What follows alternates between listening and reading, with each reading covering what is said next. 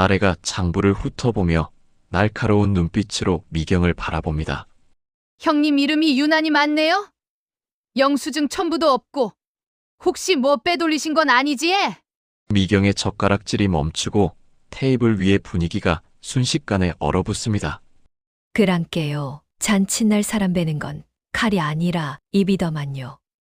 복녀의 칠순잔치가 가족 간의 차가운 의심과 갈등의 전쟁터로 변해버립니다. 오늘 사연 시작하기 전에 무료 버튼인 구독과 좋아요 꼭 눌러주세요. 그러면 여러분들에게 복이 찾아올 거예요.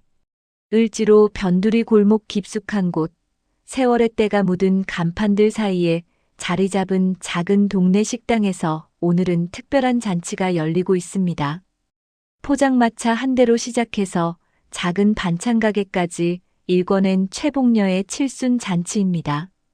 식당 안은 수육과 전, 지글지글 끓는 전골 냄새로 가득하고 어디선가 흘러나오는 트로트 반주가 잔잔하게 분위기를 돋웁니다.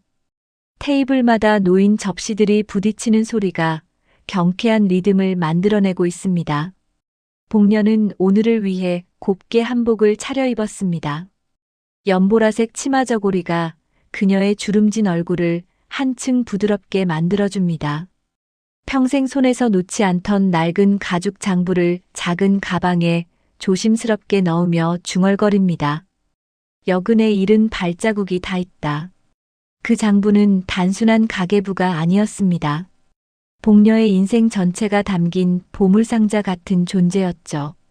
매일매일 기록한 수입과 지출, 때로는 삐뚤빼뚤한 글씨로 적힌 메모들까지. 포장마차 시절 비 오는 날의 매출, 반찬 가게로 확장했을 때의 기쁨, 아들들 학비를 마련하느라 밤낮 없이 일했던 기록들이 고스란히 남아 있었습니다. 복녀에게는 세 아들이 있습니다. 장남 도유는 45살의 공무원으로 원칙이라는 말을 입에 달고 사는 고지식한 성격입니다. 오늘도 정장을 반듯하게 차려입고 앉아있는 그의 모습에서는 어떤 융통성도 찾기 어렵습니다. 공무원이 된 이후로는 더욱 경직된 모습을 보이곤 했죠. 차남 민수는 42로 오랫동안 배달 대리 일을 하다가 최근 작은 치킨집 자영업을 준비하고 있습니다. 말수가 적고 중재하는 것을 좋아하는 그는 늘 가족들 사이에서 완충 역할을 해왔습니다. 형과 동생 사이에 끼어서 고생했지만 그래서 더욱 눈치가 빨라졌습니다. 막내 도훈은 38살의 야간 택배 기사입니다. 오늘도 야간 근무 때문에 참석하지 못했지만 어머니를 위해 미리 용돈을 봉투에 담아두고 갔습니다. 세 형제 중 가장 성실하지만 운이 따르지 않는 편이었죠. 화물차를 할부로 구입해서 열심히 일하고 있지만 육아 상승과 물량 감소로 힘든 시기를 보내고 있습니다.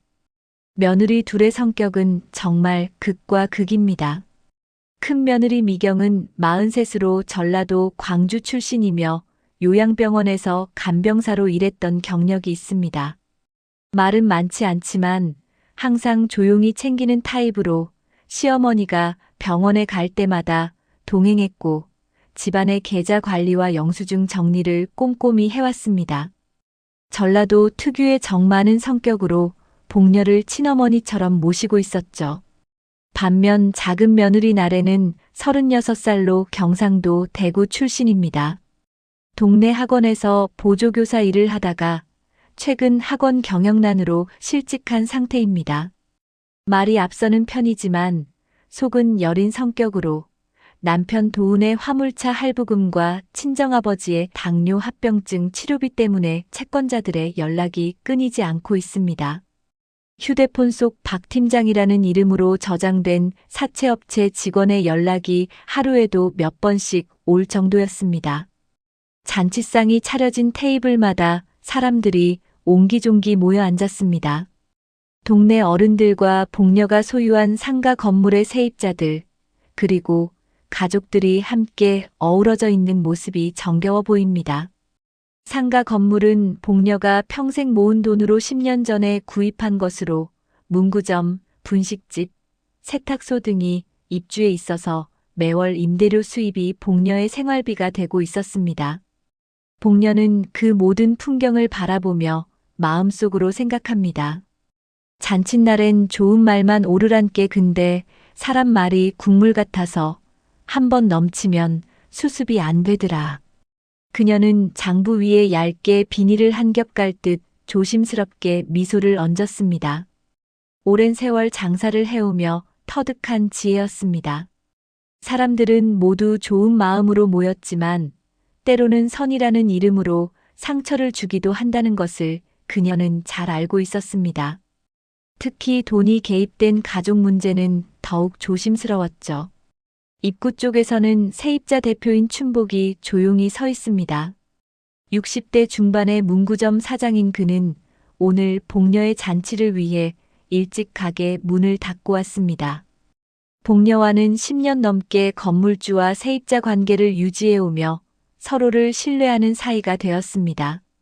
그의 눈빛에는 무언가 말하고 싶은 것이 있어 보이지만 지금은 때가 아니라는 듯 조용히 지켜보고만 있습니다. 최근 나래가 건물 매각에 대해 자신에게 넌지시 문의했던 일을 떠올리며 미간을 찌푸립니다. 복녀는 한복 치마를 정갈하게 정리하며 잠시 생각에 잠깁니다. 70년의 세월 동안 겪어온 일들이 주마등처럼 스쳐갑니다. 20살에 시집와서 남편과 함께 포장마차를 시작했던 일, 남편이 세상을 떠난 후 홀로 세 아들을 키우며 반찬 가게를 운영했던 힘겨운 시절들, 그리고 드디어 상가 건물을 구입해서 안정적인 노후를 준비했던 뿌듯함까지. 하지만 최근 들어 나래의 행동이 심상치 않았습니다. 건물 매각에 대한 이야기를 자꾸 꺼내고 복녀의 의료비 지출에 대해서도 유독 관심을 보이는 모습이 불안했습니다. 오늘 잔치에도 뭔가 다른 목적이 있는 것은 아닐까 하는 의심이 들기 시작했죠. 이제 진짜 잔치가 시작될 시간입니다. 하지만 복녀의 마음 한편에는 묘한 불안감이 스며들고 있었습니다. 마치 폭풍 전의 고요함 같은 그런 느낌이었습니다. 가족들의 얼굴을 하나하나 살펴보며 오늘 밤이 평화롭게 지나가기를 간절히 바라봅니다. 잔치가 무르익어갈 무렵 복녀가 정중앙 자리에서 일어나 인사를 건넵니다. 동네 어른들과 세입자들이 박수를 치며 환호성을 보내는 가운데 가족들의 표정은 각자 다른 감정을 드러내고 있었습니다. 도윤은 여전히 반듯한 자세로 앉아 있었고 민수는 어머니의 모습을 따뜻하게 바라보고 있었습니다. 하지만 나래의 눈빛에는 초조함이 역력했습니다. 어른들, 오늘 이렇게 귀한 시간 내어주셔서 고맙습니다. 70년 살아오면서 이런 날이 올 줄 몰랐네. 복녀의 인사말이 끝나자 사람들이 다시 담소를 나누기 시작했습니다. 그런데 그때 나래가 조심스럽게 목소리를 높입니다. 어머님, 말씀 올릴 게 있는데. 식당 안의 웅성거림이 잠시 잦아들었습니다. 나래는 경상도 억양이 섞인 공손한 말투로 시작했지만 그 안에는 어딘지 모르게 날카로운 기운이 숨어 있었습니다. 형님, 어머님 병원비 카드값이 또 밀렸다 카던데 맞나에? 순간 테이블 위의 분위기가 싸늘해졌습니다. 미경의 젓가락질이 멈췄고 도윤의 미간이 찌푸려졌습니다. 복녀는 여전히 미소를 띠고 있었지만 그 미소 뒤로 경계심이 스며들기 시작했습니다. 미경이 조용히 젓가락을 내려놓으며 전라도 억양으로 대답했습니다. 그랑께요, 잔칫날 사람 베는 건 칼이 아니라 입이더만요. 미경의 목소리는 차분했지만 그 안에는 단단한 의지가 담겨 있었습니다. 오랜 간병사 경험으로 다양한 사람들을 상대해본 그녀는 나래의 의도를 금세 눈치챘습니다. 하지만 성급하게 대응하기보다는 상황을 지켜보기로 했습니다. 민수가 급히 중재에 나섰습니다. 재수 씨, 지금은 어머니 칠순 자리입니다. 그런 얘긴 나중에 하시죠. 민수의 목소리에는 간곡함이 묻어났습니다. 오랜 시간 형과 동생 사이에서 중재 역할을 해온 그는 이런 상황이 어떻게 번질 수 있는지 잘 알고 있었습니다. 특히 돈 문제가 개입되면 가족 관계가 돌이킬 수 없이 틀어질 수 있다는 것을 경험으로 알고 있었죠. 복녀가 손을 들어 조용히 제지했습니다. 말은 국처럼 끓이면 넘친다. 덜어가면서 해라, 나래야. 복녀의 목소리는 여전히 부드러웠지만 오랜 세월 장사를 하며 체득한 위엄이 스며 있었습니다. 하지만 나래는 물러서지 않았습니다. 오히려 더욱 절박한 표정으로 말을 이어갔습니다. 잠깐의 정적이 흘렀습니다. 식당 안의 다른 손님들도 이쪽 상황을 슬금슬금 살피기 시작했습니다. 나래의 눈동자가 흔들리는 것이 보였지만 그녀는 도리어 목소리를 높였습니다. 아주버님, 지금이 상가 팔기 최고 시기라 카입니다. 부동산 중개사가 그러던데 요즘 이 근처 상가값이 많이 올랐다카고 하더라고 해. 팔면 빚도 정리되고 어머님도 편하실 텐데. 도윤의 얼굴이 순간 굳어졌습니다. 그만해라. 오늘은 잔칫날이다. 도윤의 목소리는 평소보다 훨씬 낮고 차가웠습니다. 공무원으로서 원칙을 중시하는 그에게 이런 상황은 참을 수 없는 일이었습니다. 더구나 어머니의 칠순잔치에서 재산 문제를 들고 나오다니 상식적으로 이해할 수 없었습니다. 미경이 더욱 단호한 목소리로 맞받았습니다. 그라제, 오늘을 거래날로 만들진 맙시다잉. 그때 미경은 조용히 테이블 아래로 손을 내려 가방에서 얇은 봉투 하나를 꺼냈습니다. 봉투에는 증거라고 적힌 노란 포스트잇이 붙어 있었습니다. 그녀는 그 봉투를 다시 가방 깊숙이 넣으며 나래를 날카롭게 바라봤습니다. 간병사로 일하면서 다양한 가족 갈등을 목격해온 그녀는 이런 상황에 대비해 미리 준비를 해두었던 것입니다. 그런데 문득 식당 입구 쪽에서 춘복이 고개를 끄덕이는 모습이 보였습니다. 그 끄덕임은 단순한 인사가 아니라 무언가 의미심장한 신호처럼 느껴졌습니다. 마치 때가 되면 내 몫의 말을 하리라는 뜻으로 보였죠. 나래는 춘복의 시선을 받으며 잠시 당황했습니다. 최근 그녀가 춘복에게 건물 매각 가능성에 대해 넌지시 문의했던 일이 떠올랐기 때문입니다. 혹시 춘복이 그 일을 다른 사람들에게 말했을까봐 불안해졌습니다. 그 순간 나래의 휴대폰이 진동했습니다. 화면에 박팀 장채권이라는 이름이 떴습니다. 문자 내용이 스쳐 지나갔습니다. 이번 주 내로 해결. 상가 얘기 진행 오케이. 나래의 손등에 식은땀이 맺히기 시작했습니다. 나래는 핸드폰을 재빨리 가방에 넣으며 다시 입을 열었습니다. 형님, 그동안 어머님 돌보시느라 고생 많이 하셨는데 혹시 카드 사용 내역 같은 거 확인해 볼 수 있을까요? 뭔가 이상한 지출이 있는 것 같아서요. 이번엔 의료비 지출에 대한 의혹을 제기하기 시작한 것입니다. 미경의 얼굴이 차가워졌습니다. 그동안 정성스럽게 시어머니를 돌봐온 자신을 의심한다는 뜻으로 받아들였기 때문입니다. 복녀가 천천히 가방에서 장부를 꺼내며 말했습니다. 나래야, 궁금한 게 있으면 직접 보거라.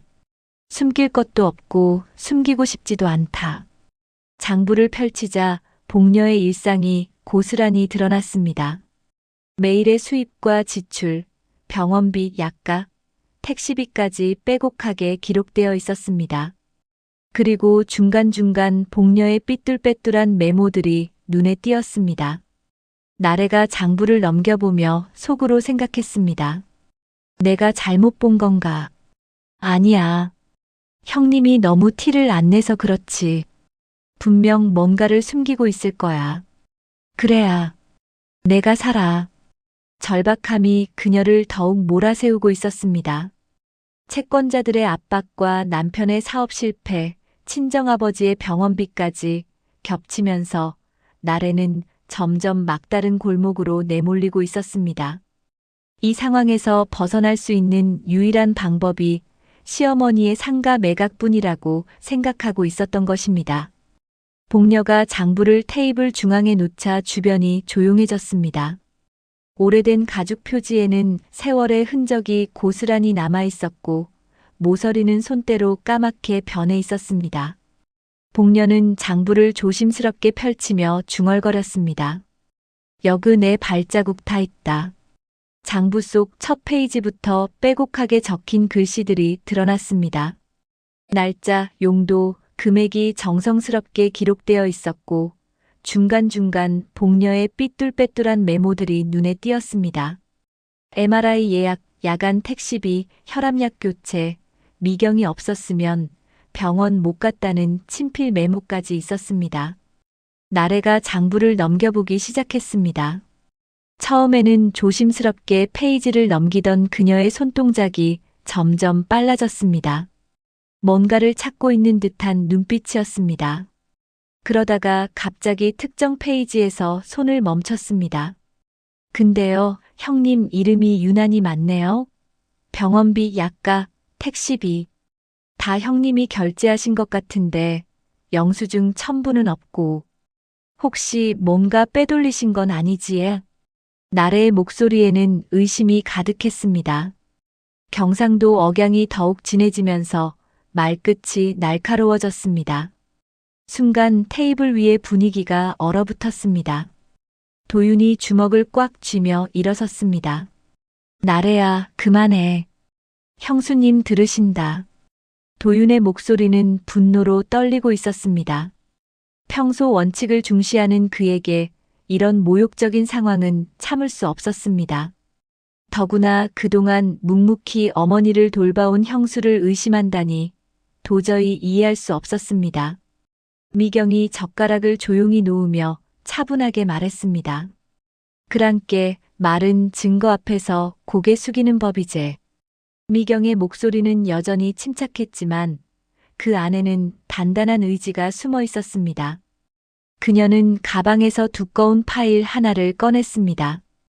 파일 안에는 병원 영수증, 카드 사용 내역서, 택시 영수증들이 날짜 순으로 정리되어 있었습니다. 이게 다 증거입니다. 어머님 병원 갈 때마다 제가 동행했고 모든 영수증을 보관해뒀지요. 카드는 제 명의지만 어머님 치료비로만 사용했습니다. 미경이 영수증들을 하나씩 펼쳐 보이기 시작했습니다. 정형외과 진료비, 혈압약 처방비, 물리치료비, 그리고 병원까지 가는 택시비까지 모든 것이 빠짐없이 기록되어 있었습니다. 각 영수증에는 미경의 꼼꼼한 메모까지 붙어 있었습니다. 어머님이 무릎이 아프셔서 걷기 힘들어 하실 때 제가 모시고 병원에 갔습니다.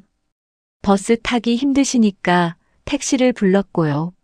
어머님이 직접 계산하시려고 하셨지만 며느리가 해야 할 일이라고 생각해서 제가 했습니다. 복녀의 눈가가 촉촉해졌습니다. 그동안 미경이 얼마나 정성스럽게 자신을 돌봐줬는지 새삼 깨닫게 되었습니다. 특히 병원에 갈 때마다 묵묵히 따라와주고 의사 선생님 말씀도 꼼꼼히 메모해주던 모습이 떠올랐습니다. 미경아, 억울했을 낀데 고맙다. 복녀의 목소리가 떨렸습니다. 미경이 허리를 깊숙이 숙이며 대답했습니다. 식구일은 식구가 합니다잉. 그러나 나래는 여전히 물러서지 않았습니다. 오히려 더욱 절박한 표정으로 장부를 다시 훑어보기 시작했습니다. 그녀의 휴대폰이 또다시 진동했습니다. 이번에는 박 팀장 오늘 못 봐가.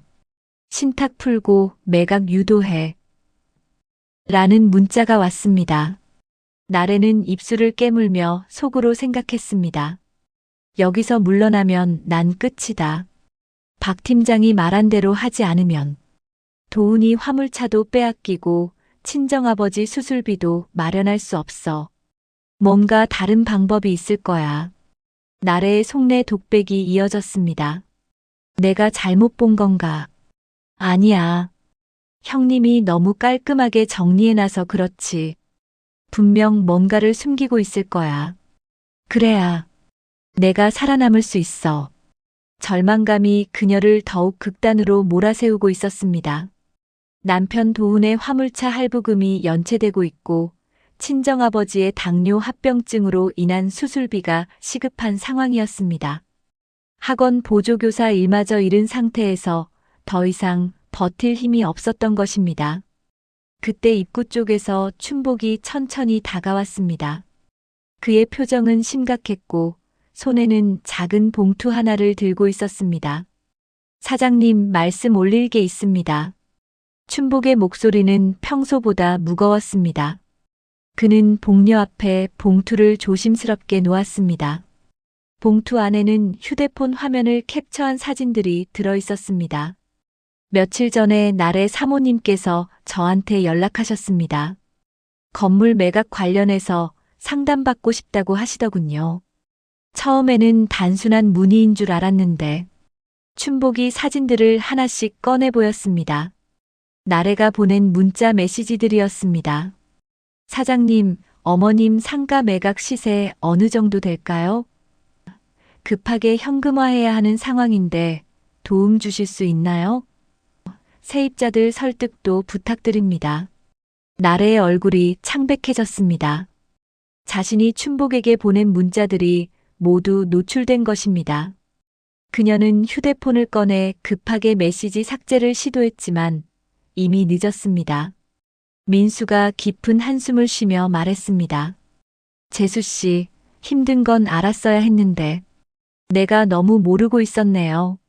민수의 목소리에는 안타까움이 섞여 있었습니다.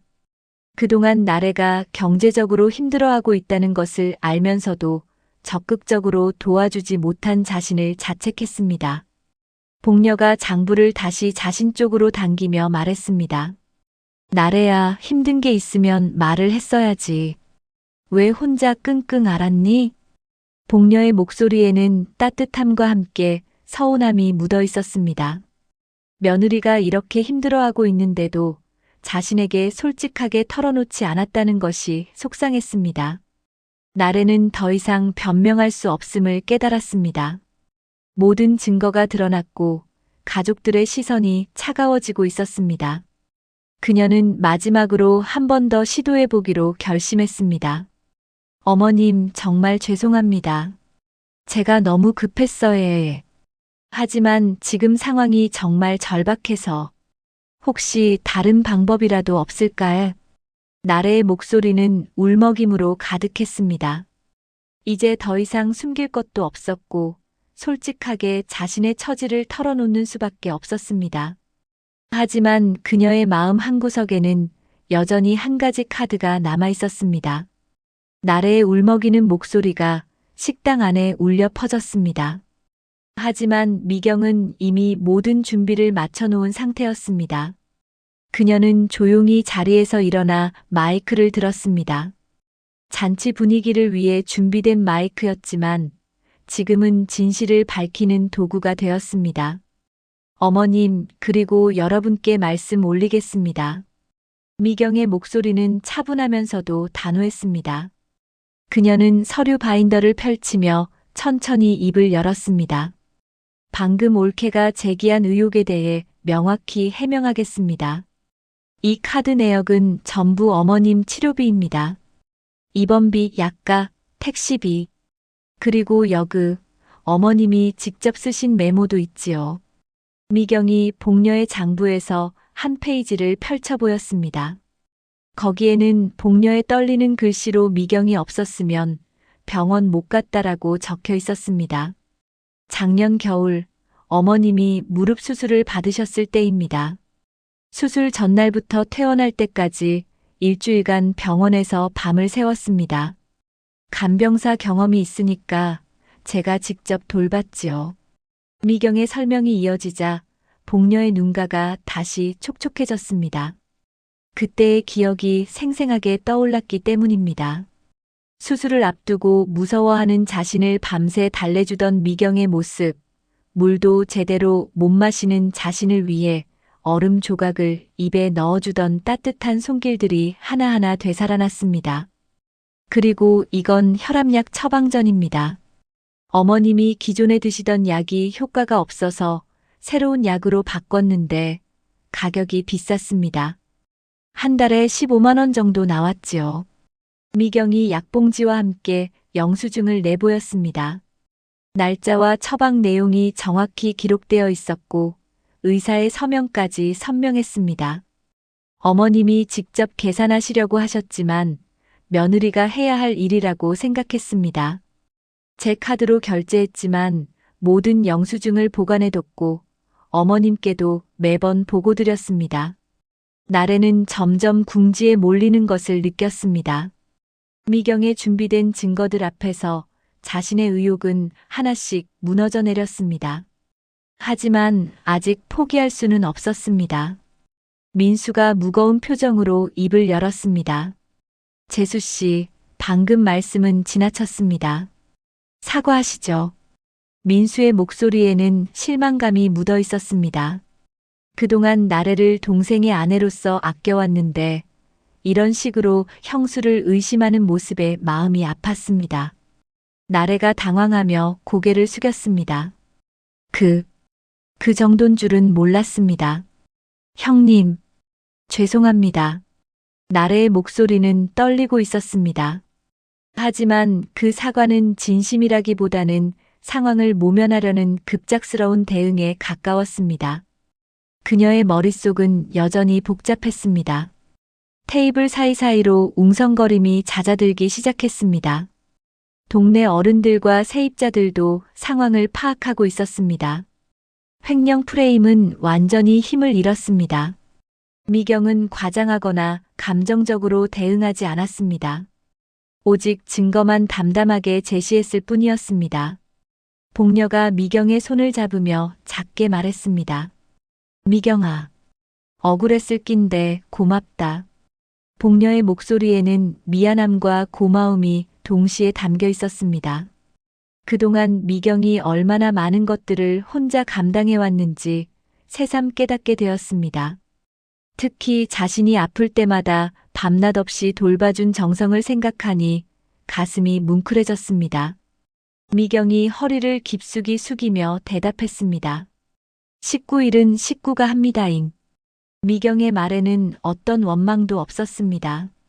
오히려 나래를 이해하려는 마음이 담겨 있었습니다. 간병사로 일하면서 많은 가족들을 봐왔기에 경제적 압박이 사람을 어떻게 변화시키는지 잘 알고 있었기 때문입니다. 그러나 나래의 휴대폰은 또다시 진동했습니다. 이번에는 연속으로 여러 개의 메시지가 도착했습니다. 나래가 조심스럽게 화면을 확인하자 얼굴이 더욱 창백해졌습니다. 박 팀장 시간 없다. 오늘 안으로 확답 달라. 박 팀장 신탁 해지 방법 찾았나? 빨리 움직여. 박 팀장 안 되면 다른 방법 쓸 수밖에 없어. 마지막 메시지의 의미는 명확했습니다. 위협이었습니다. 나래는 손이 떨리는 것을 느꼈습니다. 도훈의 화물차가 압류될 수도 있고 친정아버지의 수술이 무산될 수도 있었습니다. 나래는 입술을 깨물며 속으로 생각했습니다. 여기서 물러나면 난 정말 끝이야. 박 팀장이 협박한 대로 되면 도훈이도 친정아버지도 모든 게 무너져. 절박함이 그녀를 더욱 극단으로 몰아세웠습니다. 이미 미경의 결백이 증명되었음에도 불구하고 나래는 다른 방법을 찾아야 했습니다. 그녀의 주머니 속에는 아직 하나의 카드가 더 남아 있었습니다. 도윤이 자리에서 일어나며 엄격한 목소리로 말했습니다. 이제 그만하자. 형수님한테 사과도 했으니까 오늘은 여기서 끝내자. 도윤은 공무원으로서의 원칙적인 성격 때문에 이런 상황 자체를 불편해했습니다. 더 이상 이 문제를 끌고 가고 싶지 않았습니다. 하지만 나래는 아직 포기할 수 없었습니다. 그녀는 주머니 속에서 두 번째 봉투를 만지작거렸습니다. 그 안에는 더욱 충격적인 내용이 들어 있었습니다. 바로 춘복과 주고받은 문자 내용 중에서 더욱 민감한 부분들이었습니다. 복녀가 장부를 정리하며 말했습니다. 오늘은 내 칠순잔치다. 좋은 날이니까 이제 그만하고 밥이나 먹자. 복녀의 목소리에는 피로감이 묻어 있었습니다. 즐거워야 할 잔칫날이 이렇게 험악해진 것이 마음 아팠습니다. 하지만 동시에 나래의 절박한 상황도 이해하고 있었습니다. 그때 나래가 갑자기 일어서며 봉투를 꺼냈습니다. 그녀의 눈에는 마지막 승부를 걸겠다는 결의가 담겨 있었습니다. 잠깐만요. 아직 더 말씀드릴 게 있습니다. 나래의 목소리는 떨리고 있었지만 그 안에는 절망적인 용기가 스며 있었습니다. 모든 것을 잃을 위기에 처한 그녀에게는 더 이상 잃을 것이 없었습니다.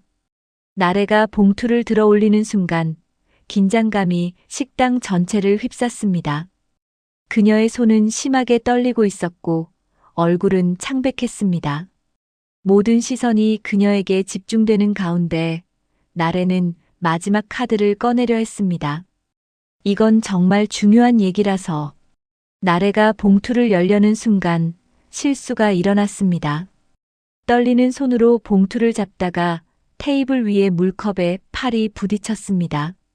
물컵이 기울어지면서 옆에 있던 작은 접시가 미끄러졌고 그 접시가 떨어지면서 바닥에서 산산조각 났습니다. 아! 나래가 깜짝 놀라며 몸을 피하려다가 이번에는 다른 그릇에 손이 닿았습니다.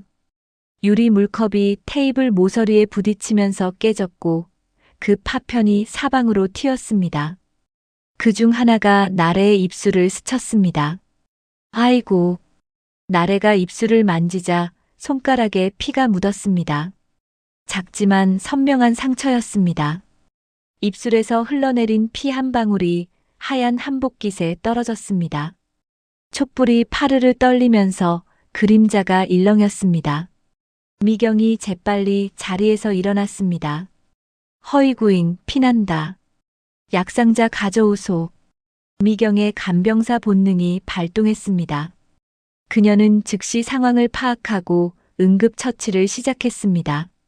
가방에서 작은 구급상자를 꺼내며 나래에게 다가갔습니다. 먼저 소독합시다, 옳게. 입술은 세균 감염 위험이 높아서 빨리 처치해야 해요. 미경은 방금 전까지 자신을 의심했던 나래를 원망하기보다는 다친 사람을 먼저 돌보는 것에 집중했습니다. 이것이 그녀가 오랜 간병 경험을 통해 체득한 자세였습니다. 복녀가 손수건을 꺼내며 나래에게 다가왔습니다. 입은 거짓을 씹으면 다친다. 거즈부터 대자. 복녀의 말에는 단순한 응급처치 지시가 아닌 더 깊은 의미가 담겨 있었습니다. 마치 거짓말과 의심이 결국 자신을 다치게 한다는 뜻으로 들렸습니다. 나래는 아픔을 느끼면서도 복잡한 마음이었습니다. 방금 전까지 적대시했던 미경이 자신을 돌봐주고 있고 의심했던 시어머니가 걱정해주고 있었습니다. 그 순간 그녀의 내면에서는 격렬한 갈등이 일어났습니다. 아프다. 근데 이게 끝일까? 아니, 아직 한 장 남았다. 나래는 여전히 주머니 속 두 번째 봉투를 놓지 못하고 있었습니다. 박 팀장의 협박, 도훈의 화물차 할부금, 친정아버지의 수술비. 모든 것이 그녀를 압박하고 있었습니다. 미경이 소독약을 바르며 부드럽게 말했습니다. 말은 책임을 지고 해야 해요. 미경의 목소리는 꾸짖는 것이 아니라 걱정하는 톤이었습니다. 그녀는 나래의 상황을 어느 정도 이해하고 있었습니다. 간병사로 일하면서 경제적 어려움 때문에 극단적 선택을 하는 가족들을 많이 봤기 때문입니다. 도윤이 깨진 유리 조각들을 치우며 말했습니다. 괜찮습니까? 병원에 가봐야 하는 거 아닙니까? 도윤의 목소리에는 진심 어린 걱정이 담겨 있었습니다. 아무리 나래의 행동이 마음에 들지 않았어도 다친 사람을 외면할 수는 없었습니다. 민수가 물티슈로 테이블을 닦으며 조심스럽게 말했습니다. 재수 씨, 지금은 치료가 먼저입니다. 다른 얘기는 나중에 하시죠. 그러나 나래는 아직 포기할 수 없었습니다. 입술의 아픔보다 더 큰 절망감이 그녀를 짓누르고 있었기 때문입니다. 그녀는 떨리는 손으로 주머니 속 봉투를 만지작거렸습니다. 정말 이걸 꺼낼 건가? 하지만 이게 마지막 기회야. 나래의 휴대폰이 또다시 진동했습니다. 박 팀장의 메시지였습니다. 시간 끝. 오늘 밤 12시까지 결론 안 나면 다른 방법 쓴다. 협박이 더욱 노골적이 되었습니다. 나래는 거즈를 입술에 댄 채로 봉투를 꺼냈습니다. 피가 거즈에 스며들면서 붉은 자국이 번졌습니다. 그 모습이 마치 그녀의 절박한 심정을 대변하는 것 같았습니다. 죄송합니다만 정말 마지막으로 하고 싶은 말이 있습니다. 나래의 목소리는 거즈 때문에 조금 뭉개졌지만 그 안에 담긴 절망감은 모든 사람들에게 전해졌습니다. 복녀가 의자에 앉으며 깊은 한숨을 쉬었습니다. 나래야, 내가 뭘 하려는지 알겠다. 하지만 지금 너 입에서 피가 나고 있다. 말은 상처가 아문 다음에 하는 게 어떻겠니? 복녀의 목소리에는 연민과 함께 경고의 의미도 담겨 있었습니다. 마치 더 이상 자신을 다치게 하지 말라는 뜻으로 들렸습니다. 하지만 나래는 이미 돌이킬 수 없는 지점까지 와 있었습니다. 봉투를 완전히 꺼내며 말했습니다. 이건 춘복 사장님과 관련된 얘기입니다. 순간 춘복의 얼굴이 굳어졌습니다. 그는 나래가 무엇을 꺼낼지 대충 짐작하고 있었습니다. 며칠 전 나래가 보낸 문자 중에는 더욱 민감한 내용들이 있었기 때문입니다. 나래가 봉투에서 종이 한 장을 꺼냈습니다.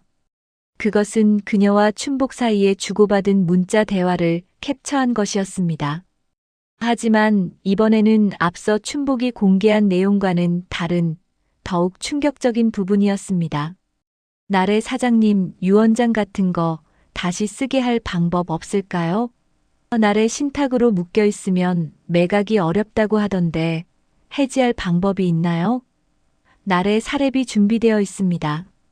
이 메시지들은 나래가 복녀의 유언장을 조작하려 했다는 의미로 해석될 수 있었습니다. 더 나아가 신탁 해지를 통해 강제로 건물을 매각하려 했다는 증거로도 볼 수 있었습니다. 식당 안이 다시 한번 침묵에 휩싸였습니다. 이번에는 앞서와는 차원이 다른 충격이었습니다. 단순한 의심이나 오해가 아니라 명백한 의도가 드러난 것이었기 때문입니다. 나래는 입술의 피가 거즈에 스며드는 것을 느끼며 생각했습니다. 이제 정말 끝이구나. 하지만 어차피 숨길 수도 없었어. 나래가 문자 캡처 화면을 보여주기 전에 미경이 먼저 움직였습니다. 그녀는 이미 모든 상황을 예상하고 있었던 듯 가방에서 두 번째 봉투를 꺼냈습니다. 봉투에는 추가 증거라고 적힌 포스트잇이 붙어 있었습니다. 이건 춘복 사장님께서 저한테 보내신 문자 캡처입니다. 미경의 목소리는 여전히 차분했지만 그 안에는 단호함이 스며 있었습니다. 그녀가 종이를 펼치자 나래의 얼굴이 더욱 창백해졌습니다. 문자 내용이 하나씩 공개되었습니다. 춘복 미경 사모님, 나래 사모님이 이상한 제안을 하시네요. 춘복 유언장 다시 쓰게 하자고 사례비까지 준다고 합니다. 춘복 이런 일에 저를 끌어들이시면 곤란합니다. 미경 증거 남겨두세요. 나중에 문제될 수 있어요. 모든 시선이 나래에게 집중되었습니다. 춘복이 굳은 목소리로 말했습니다. 사장님, 전 이런 일에 손댄 적 없습니다. 나래 사모님이 계속 연락하셔서 미경 사모님께 상의했지요. 춘복의 증언으로 상황이 더욱 명확해졌습니다. 나래는 단순히 건물 매각을 원했던 것이 아니라 복녀의 유언장까지 조작하려 했던 것입니다. 복녀가 깊은 한숨을 쉬며 나래를 바라봤습니다. 나래야, 왜 이런 생각까지 했니? 복녀의 목소리에는 분노보다는 깊은 실망감이 담겨 있었습니다. 며느리가 자신의 유언장을 조작하려 했다는 사실이 너무나 충격적이었습니다. 미경이 차분히 설명을 이어갔습니다. 그랑께요. 유언은 초안으로는 무효지라. 자필이든 공증이든 법적 요건이 생명이지요. 누가 흔들어도 법은 쉽게 안 흔들린단게요. 미경의 법적 지식은 간병사 시절 많은 임종 상황을 겪으며 쌓인 것이었습니다. 그녀는 유언과 상속 관련 분쟁을 수없이 목격했기에 이런 상황에 대비해 미리 준비를 해둔 것이었습니다. 날에는 더 이상 변명할 수 없음을 깨달았습니다. 입술의 상처에서 나는 아픔보다 더 큰 절망감이 그녀를 엄습했습니다. 거지의 스민 피가 점점 번져가고 있었습니다. 죄송합니다. 빚 독촉이 와서 남편 할부금에 친정아버지 수술비에 나래의 목소리가 울먹이기 시작했습니다. 이제 더 이상 숨길 것도 없었고 자신의 절박한 상황을 솔직하게 털어놓을 수밖에 없었습니다. 제가 미쳤었나 봐요. 어떻게 해야 할지 몰라서 박 팀장이라는 사람이 계속 협박해서 나래가 휴대폰을 꺼내 보였습니다. 화면에는 협박성 문자들이 가득했습니다.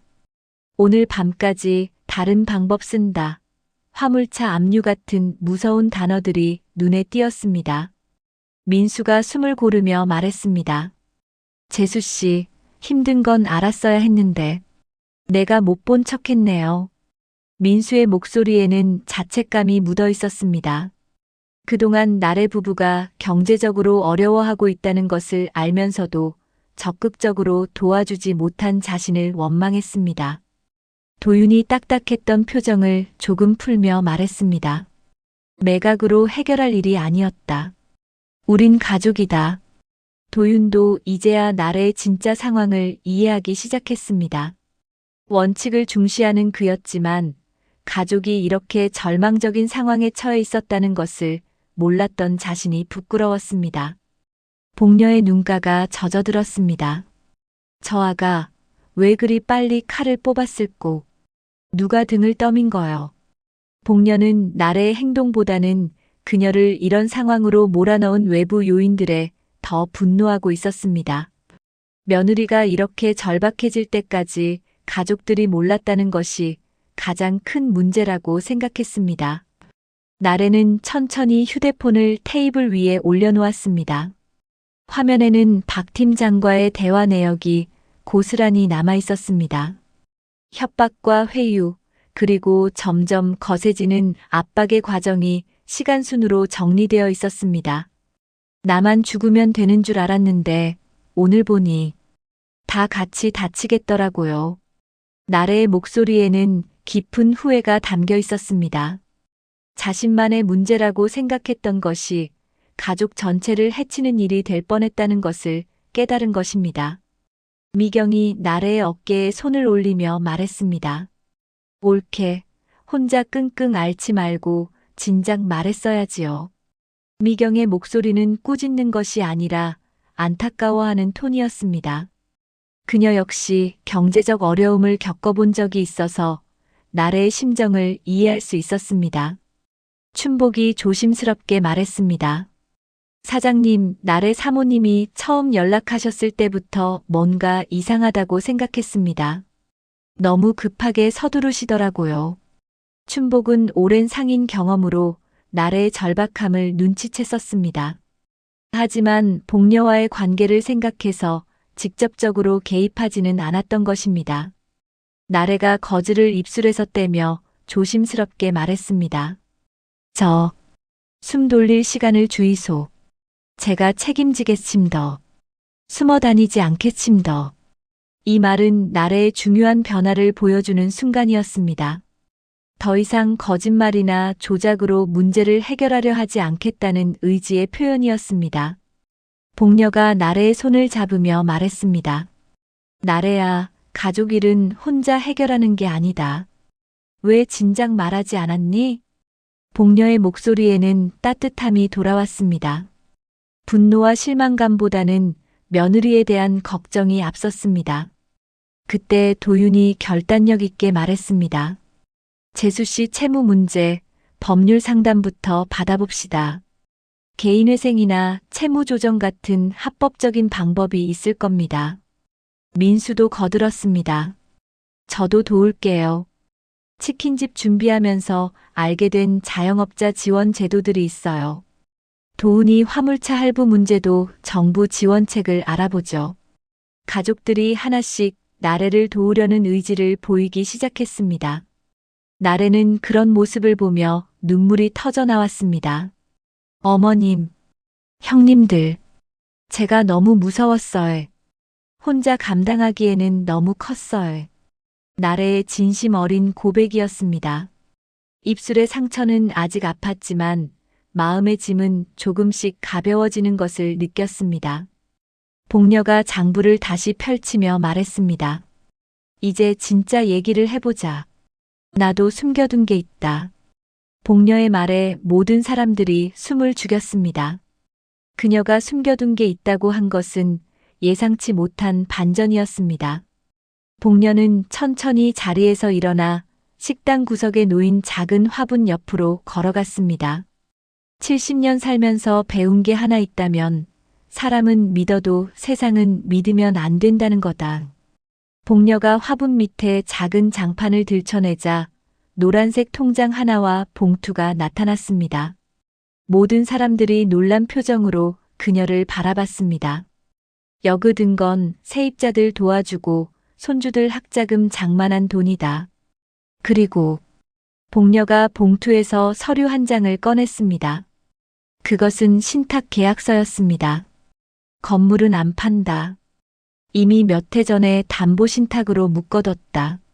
니들이나 채권자 주머니로 훅 가지 않게 말이다. 순간 모든 사람들이 놀라서 말을 잃었습니다. 특히 나래는 충격을 받아 입을 다물지 못했습니다. 자신이 그토록 매각하려 했던 건물이 이미 법적으로 매각이 불가능한 상태였던 것입니다.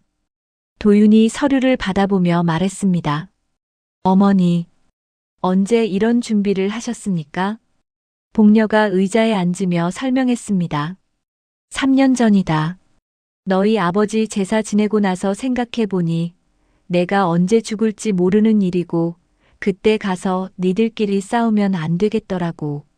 복녀의 목소리에는 깊은 지혜가 담겨 있었습니다. 오랜 세월 장사를 하며 수많은 가족 갈등을 목격해온 그녀는 미리 이런 상황을 예방하고 싶었던 것입니다.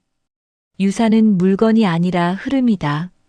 임대료로 내 생활비, 의료비 쓰고 남는 건 손주들 학자금으로 신탁에 넣는다. 집행은 미경이랑 세입자 대표 춘복이가 함께 본다. 투명하게. 미경이 깜짝 놀라며 말했습니다. 어머님, 제가 집행인이라니. 그런 중요한 일을. 복녀가 미경의 손을 잡으며 말했습니다. 너만큼 꼼꼼하고 정직한 사람이 어디 있니? 그동안 내 병원비 관리하는 거 보니까 믿을만 하더라. 춘복도 고개를 숙이며 말했습니다. 사장님 뜻대로 하겠습니다. 세입자들도 안정적으로 장사할 수 있고 임대료도 합리적으로 유지하겠습니다. 도윤이 숨을 내쉬며 말했습니다. 어머니, 정말 현명하십니다. 제가 관리 감독을 도울게요. 공무원으로서 법적인 부분도 챙기겠습니다. 민수도 거들었습니다. 저도 도울게요. 그리고 재수 씨 빚 문제, 이제 합법적으로 해결해 봅시다. 채무 조정이나 개인회생 같은 제도들을 알아보겠습니다. 나래는 모든 계획이 물거품이 된 것을 깨달았지만 동시에 어떤 안도감을 느꼈습니다. 더 이상 불가능한 일을 위해 자신과 가족을 괴롭힐 필요가 없어진 것입니다. 복녀가 가장 중요한 말을 남겨두고 있었습니다. 그리고 나래야, 너는 내 며느리다. 며느리는 집안 사람이다. 채권자보다 우리가 먼저다. 이 말은 나래에게 가장 큰 위로가 되었습니다. 그동안 자신이 가족의 짐이라고 생각했는데 시어머니는 여전히 자신을 가족으로 받아들이고 있었던 것입니다. 나래의 눈물이 터져 나왔습니다. 입술 상처에 붙인 거주 위로 눈물이 뚝뚝 떨어졌습니다. 이 집, 아직 내 자리를 남겨줬네. 나래의 목소리는 울먹임으로 가득했습니다. 그동안 느꼈던 외로움과 절망감이 한꺼번에 터져 나왔습니다. 복녀가 추가로 설명했습니다. 신탁 조건에 보면 가족 중에 경제적 어려움이 있을 때는 긴급 지원금을 쓸 수 있게 해뒀다. 나래야, 내 상황을 진작 알았으면 도와줬을 텐데. 도윤이 서류를 자세히 보며 말했습니다. 정말 치밀하게 계획하셨네요. 세입자 보호 조항도 있고 임대료 인상 제한도 명시되어 있습니다. 민수가 고개를 끄덕이며 말했습니다. 어머니가 평생 장사하시면서 쌓은 지혜가 다 들어있네요. 춘복이 감동받은 목소리로 말했습니다. 사장님, 세입자들 입장에서는 정말 고마운 일입니다. 요즘 임대료 때문에 장사 접는 분들이 많은데.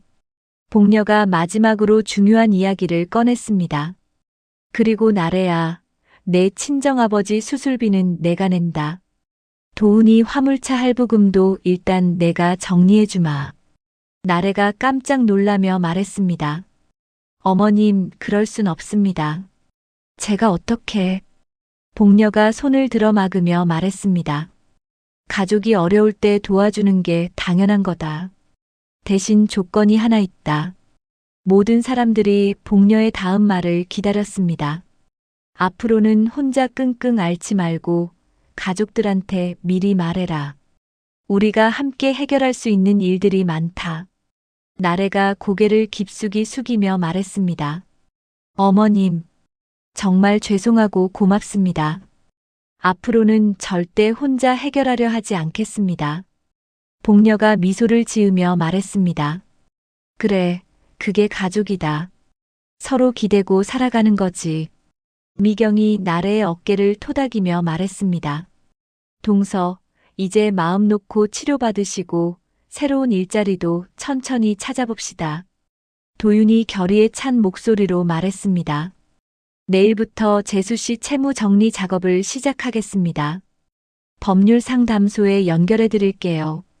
이제 모든 진실이 밝혀졌고 가족들은 다시 하나가 되었습니다. 복녀의 지혜로운 준비와 가족들의 이해로 위기가 기회로 바뀌는 순간이었습니다. 복녀의 마지막 말이 끝나자 식당 안에는 따뜻한 정적이 흘렀습니다.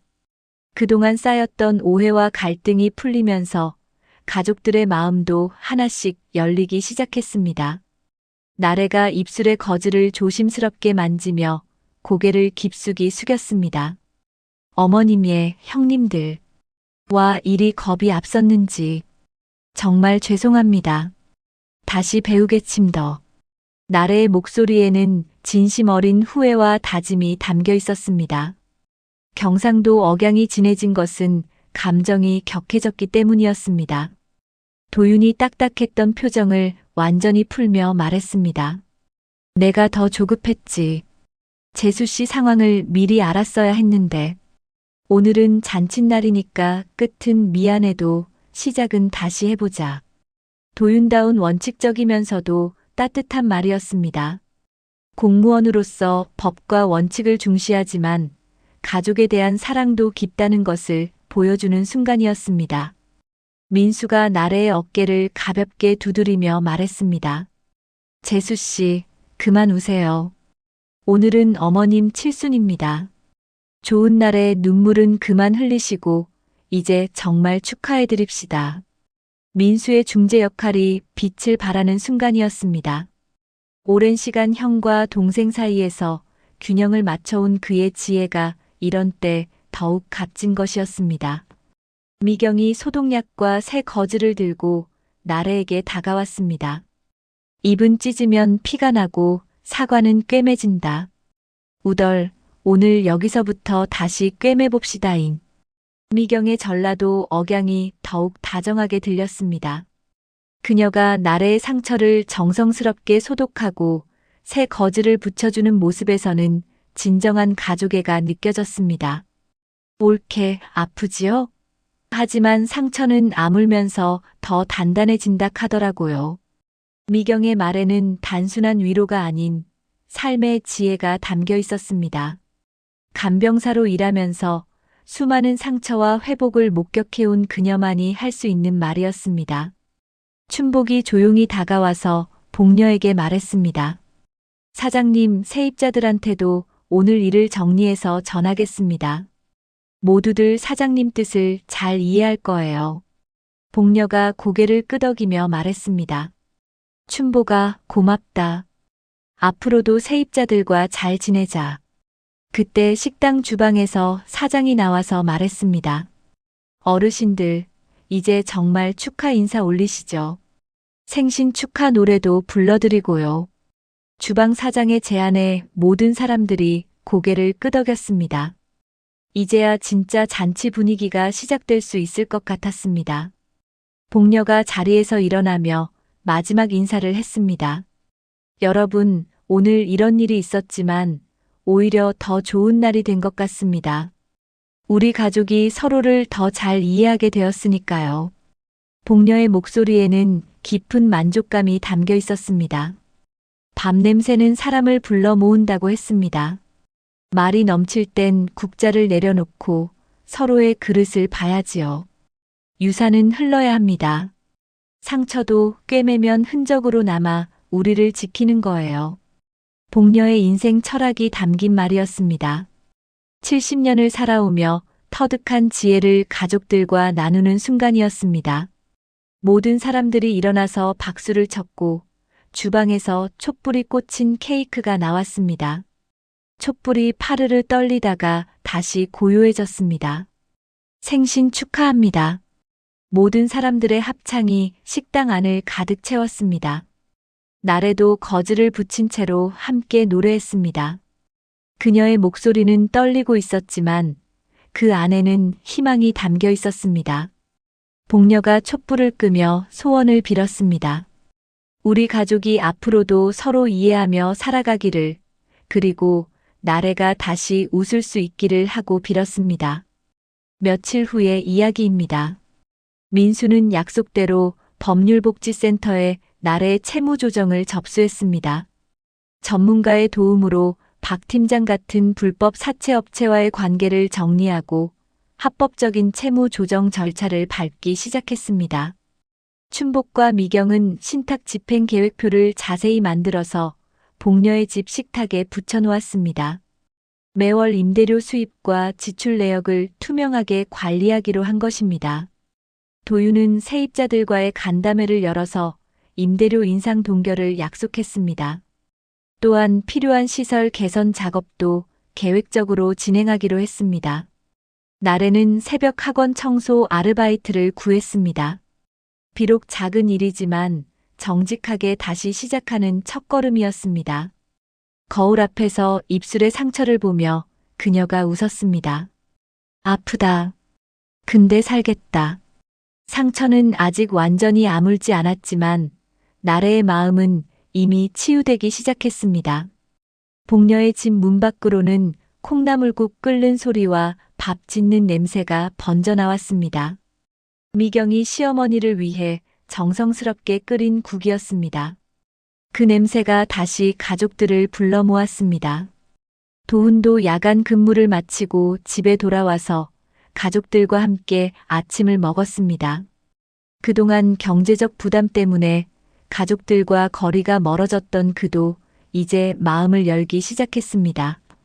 형님들, 그동안 죄송했습니다.